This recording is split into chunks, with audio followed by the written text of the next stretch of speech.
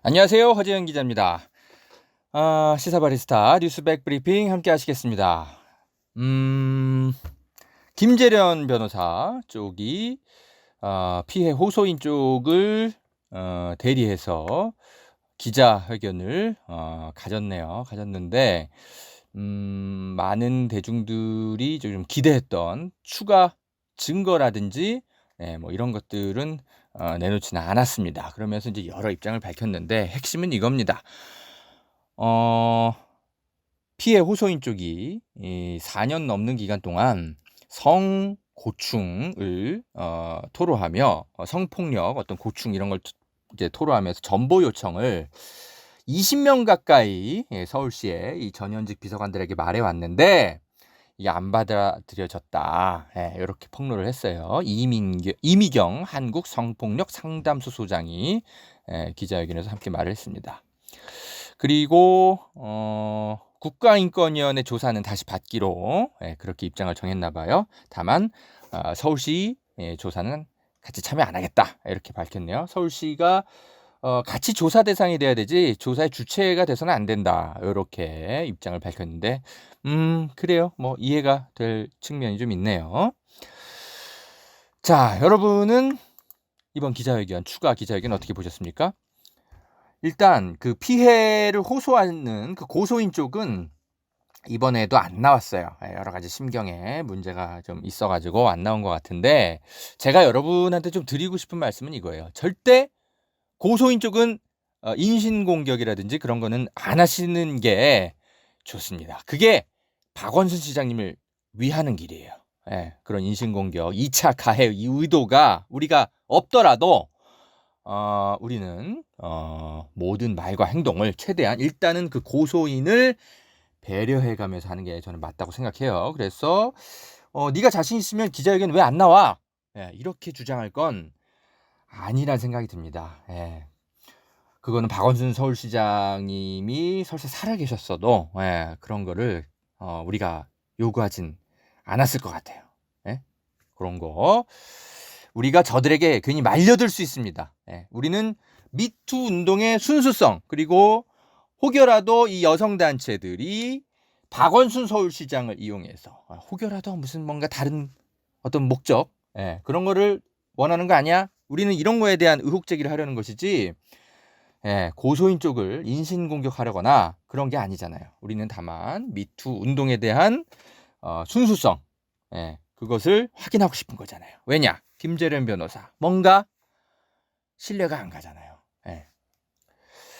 자, 이미경 한국 성폭력 상담소 소장 이 사람의 증언은 저는 굉장히 중요하다고 생각합니다. 이게 그 비서분께서 어쨌든 이런 호소를 20명 가까이 서울시의 이제 전현직 비서관들에게 말을 해왔는데도 이게 하나도 서울시 책임 있는 사람들에게 전달이 안 됐다라는 주장이잖아요. 그렇다면 이거는 서울시가 즉각 조사에 들어가야 됩니다. 서울시의 뭔가 시스템이 마비된 정황들인 거예요. 물론 이 20명에게 다 접촉을 해서 정확하게 어떤 주장이 어떻게 근거 있게 호소가 되었는지 확인 먼저 해야죠. 그런데 이게 사실로 드러나면 그러면 서울시는 즉각 시민들에게 사과하고 재발 방지 대책을 마련하는 절차에 들어가야 됩니다. 이게 우리가 원하는 거죠. 그죠? 그리고 증거 공개를 안 했어요. 경찰에 많은 것을 냈다고 하니까 그거는 제가 지켜보는 게 맞겠다 이런 생각이 드는데 제가 경찰 인맥이 매우 많습니다. 정말 어떤 증거를 냈는지 저도 취재가 가능하니까 이 부분은 제가 취재되는 대로 여러분께 설명을 드릴게요. 과연 어떤 증거를 냈는지 확인을 좀 해볼게요. 자, 여러분. 제가 김재련 변호사에 대해서 조금 의심하는 이유가 있어요. 뭐냐. 지금 열린공감TV라고 열린민주당의 이제 공식 그 유튜브는 아닌 것 같은데 하여튼 그쪽에서 운영하는 유튜브를 보면 여기서 이런 게 있어요.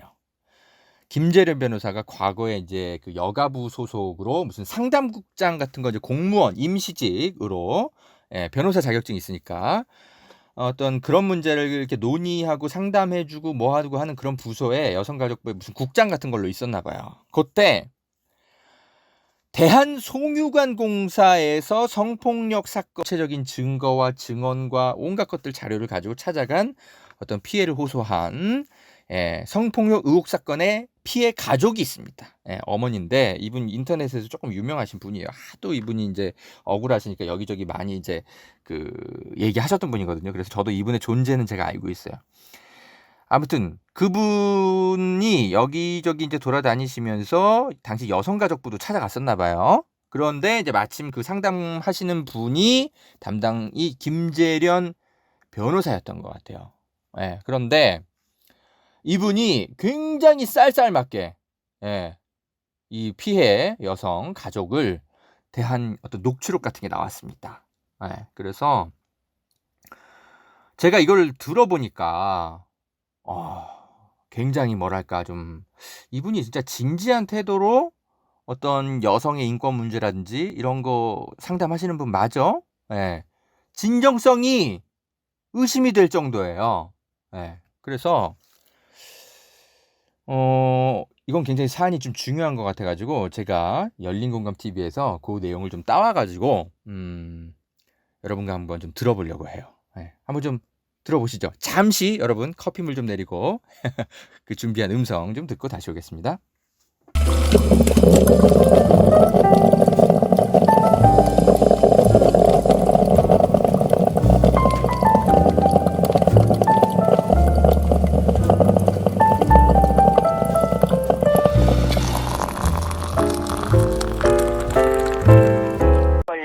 어디다가 핑계를 갖다 한번 알아보 있잖아요. 세상에서 뭐예요 지금? 말 아니라고. 말 조심하세요. 말 조심이요? 말 조심하세요. 말 조심은 그쪽이 해야 될 것 같은데요. 잠깐. 지금 함부로 말씀하지 마세요. 뭘 함부로? 누가 안위를 위해서 여기 들어와 있습니까? 이리 들어와서 얘기하세요. 어디서 큰 소리야? 어디서 큰 소리야? 누구한테? 어디 누가 안위를 위해서 여기 들어와 있습니까? 대해서 뭘 알아요? 무슨 일 하고 있어요 지금? 일 제대로 하고 있어요? 네, 제대로 하고 있어요. 무슨 일? 지금 뭐 하고 있어요? 이렇게 괴롭히는 것도 한계가 있지 말이야. 괴롭히긴 내가 왜 괴롭혀? 참고 있는데 기사 다 보셨어요? 쓸데없는 소리 하지 마시고 사과하세요. 뭘 사과를 누구 확인시켜줄까요? 만나서? 들어오세요! 이리로 들어와서 얘기해! 그 기사는 사실은 명예훼손감이에요. 알아요? 어디다 반말이야? 내가 지금 여기 애새끼를 두고 여기 제 아내를 왜 들어와 있어요?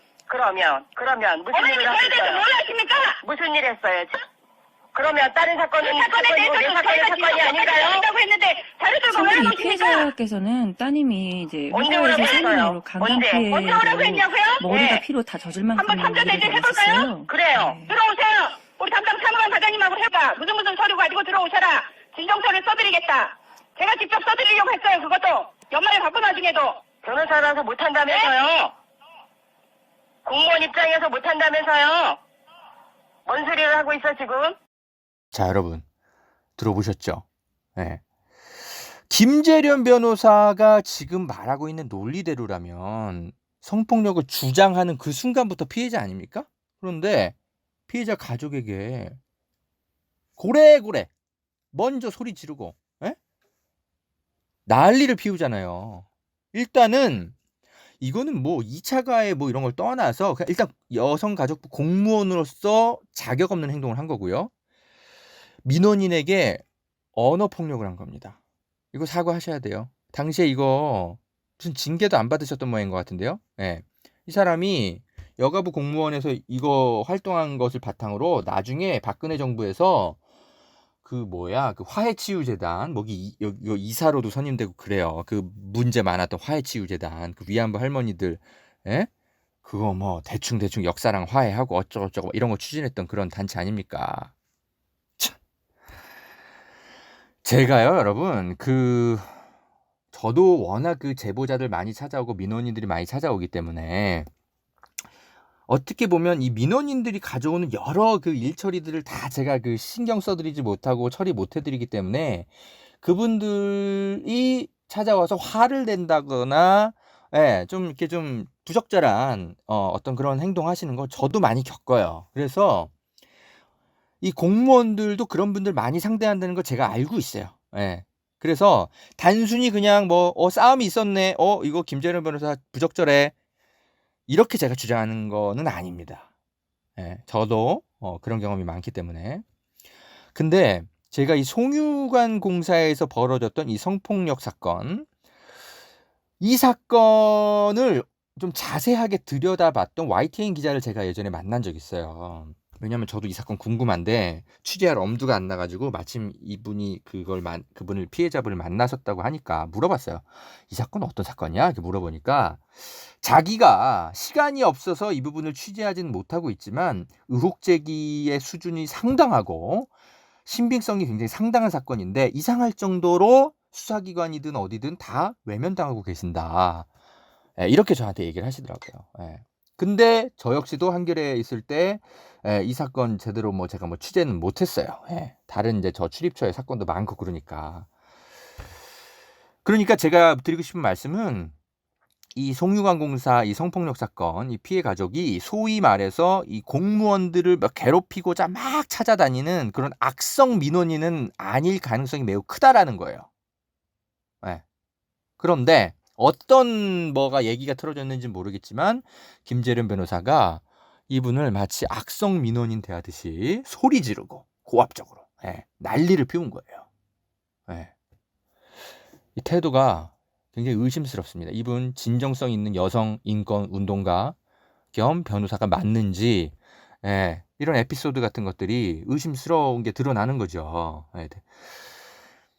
제가 이런 생각을 합니다, 여러분. 박원순 시장을 이제 고소하려고 했던 분은 김재련 변호사 설명드리려면 정작 고소인은 경찰 고소를 망설였다는 거 아니에요. 이게 죄가 되는지 여부도 확신도 없고. 그런데 되레 지금 김재련 변호사가 설득해가지고 이거 경찰로 고소하고 또 서울중앙지검에 먼저 고소하려고 했다는 거 아니에요. 예? 자, 봅시다. 대한송유관공사에서 벌어진 성폭력 의혹 사건과 서울시에서 벌어진 성폭력 의혹 사건, 왜 이렇게 김재련 변호사는 태도가 달라집니까? 아니, 성폭력 피해자의 사회적 등급이라도 있어요? 대단히 이중적인 모습 아닙니까? 그래서 이게 같은 미투라도 미투의 상대가 어떤 권력자라든지 사회적 파장이 커질 법한 사건에만 그런 관심을 갖고 김재련 변호사가 민원인을 상대한 건 아닌지 국민들은 의심이 생길 수밖에 없는 거죠. 변호인으로서의 어떤 공익적인 사명감, 이런 거 외에 다른 정치적인 목적이 있지 않았다면 어떻게 송유관공사 이 성폭력 사건 피해 가족에게 이런 태도를 보일 수 있을까요? 그래서 저 같은 시민들이 이 김재련 변호사를 의심하는 건요, 미투에 대한 어떤 의심이 아니라 오히려 이 김재련 변호사 같은 사람들이 미투에 우리가 사회적으로 쌓아왔던 공익적인 가치, 신뢰, 이런 것들을 훼손하는 분은 아니신지 우려스럽다는 거죠. 송유관공사 이 사건뿐만이 아니고도 과거 박근혜 정부 때 있었던 일들도 있고, 그리고 이분의 또 공교롭게도 이 김재련 변호사의 남편이요, 과거에 YTN 노조 탄압에 앞장서고, 그리고 이건희 삼성 그 회장이 무슨 성매매 사건 이런 거 어쩌고저쩌고 있었을 때, 폭로가 있었을 때 YTN 보도를 그거를 막았던 어떤 그런 YTN 간부라는 그런 설도 있어요. 남편과 부부가 모두 다 생각이 다 일치하는 건 아니겠지만 그렇게 수십 년을 어떤 부부 공동체로서 사는데 생각들이 다들 비슷한 사람들끼리 결국 살게 되지 않습니까? 안 그러면 몇 년 못 살고 이혼하잖아요. 안 그래요?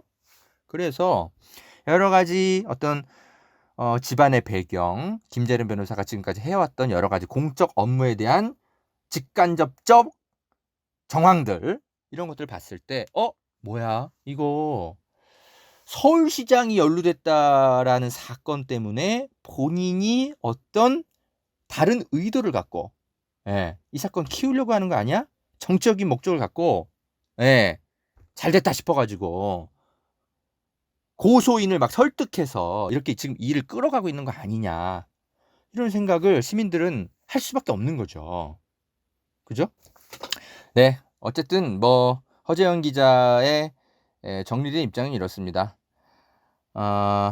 고소인에 대한 인신공격은 삼가고 이 고소인 옆에서 어떤 미투 운동을 전개하고자 하는 사람들의 순수성, 그들이 과연 자격 있는 사람들인지 그것에 대한 시민들의 합리적인 문제 제기는 살펴볼 만하다. 그러나 지금 경찰 조사가 어떻게 진행될지 모르고 또 국가인권위원회에서 조사한다고 하니까 고소인에 대한 말은 아껴서 하는 게 좋겠다. 이런 게 저의 입장입니다. 자, 시사바리스타 백브리핑 1부 여기까지 하고요. 2부에서는요. 이동재와 한동훈 녹취록에 대해서 좀 더 말씀을 좀 드리겠습니다. 그리고 민주당이 지방선거 때 지자체장을 내야 되냐 말아야 되냐 지금 이거 가지고 약간 당내에서 논란이 있는 것 같은데 이것에 대해서 약간 좀 제 생각을 한번 좀 말씀드려보고 싶습니다. 네, 뉴스 백브리핑 1부 마치면서 이 말씀을 좀 꼭 전해드리고 싶었어요. 미국에서 미투 운동 창설자로 평가받고 있는 여성 운동가 타라나 버크라고 있습니다. 이분이 미투에 대해서 이렇게 정의해서 설명한 게 있어요. 대중에게 뭐라고 했냐면 미투는 성폭력을 겪은 모두를 위한 것이지 여성 운동이 아니다. 남자들은 적이 아니라는 점을 분명히 해야 한다. 우리는 매우 구체적이고 신중해야 하며 실명과 얼굴을 드러내고 당당해야 한다. 당신이 어떤 것이 폭력이라고 말한다면 이는 법적인 의미와 파문을 불러올 수도 있다. 네, 타라나 버크의 말입니다. 자, 한국 사회에서 전개되고 있는 여러 미투 사건들이 왜 대중들로부터 자꾸 논란에 휩싸이는지에 대해서는 이 타라나 버크가 지적했던 것을 우리 여성운동계도 함께 검토해보면서 성찰해보는 시간을 함께 가지면서 우리 시민들을 자꾸 어떤 미투 운동에 대한 어떤 적으로 돌릴 것이 아니라 함께 가야 할 친구들로서 대화하면 어떤가 이런 생각이 듭니다. 자, 뉴스 백브리핑 2부에서 뵐게요.